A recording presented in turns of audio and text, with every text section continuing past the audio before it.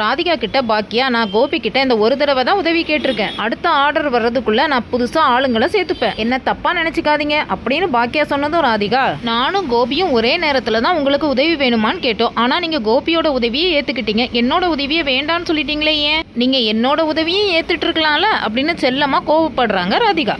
கோபிக்கு பாக்கியா மேல இருந்த கோபம்லாம் மறைஞ்சு பாக்கியா செய்யற ஒவ்வொரு செயலையும் ரசிக்க ஆரம்பிக்கிறாரு. சமையல் ஆர்டர் எடுத்த பாக்கியா ஒவ்வொருத்தருக்கும் வேலையை பிரிச்சு கொடுக்குற அழகையும் பம்பரமா சுத்தி ஒவ்வொருத்தர் செய்யற வேலையையும் கவனிக்கிறதையும் பார்த்து ஆச்சரியப்பட்டு நிக்கிறாரு கோபி.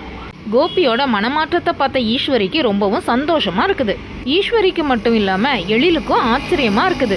இது எல்லாத்தையும் கவனிச்ச செல்வி, சார் அக்காவோட மனசை மாத்தாம விட மாட்டாரு போலயே, அக்காவை லவ் பண்ண ஆரம்பிச்சிட்டாரு போல அப்படின்னு கிண்டல் அடிக்கிறாங்க. கோபி தன்னோட கிச்சன்ல இருக்கிற ஆட்களை பாக்கியாவுக்கு உதவி செய்ய அனுப்புனதோட மட்டும் இல்லாம கோபியும் சேர்ந்து பாக்கியாவுக்கு உதவி செய்யறாரு. பாக்கியாவோட ஒவ்வொரு செயலையும் ஆச்சரியமா பார்த்து ரசிக்கிறாரு கோபி. நாளைக்கு என்ன நடக்க போகுதுன்னா, ராதிகா கிட்ட ஈஸ்வரி கோபியை விட்டு விலகிட சொல்லி கேட்குறாங்க. கோபிக்கு பாக்கியாவை ரொம்பவும் பிடிக்க ஆரம்பிச்சிடுச்சு. நீ விலகி போயிட்டீன்னா கோபி பாக்கியா கூட சந்தோஷமா வாழ ஆரம்பிச்சிடுவான் அப்படின்னு சொல்றாங்க ஈஸ்வரி. இதுக்கு ராதிகா என்ன சொல்ல போறாங்க அப்படிங்கறத நாளைக்கு பார்க்கலாம். இது போல வீடியோவை தொடர்ந்து பார்க்கறதுக்கு லைக் பண்ணுங்க, ஷேர் பண்ணுங்க, கமெண்ட் பண்ணுங்க, மறக்காம சப்ஸ்கிரைப் பண்ணிக்கோங்க. நன்றி.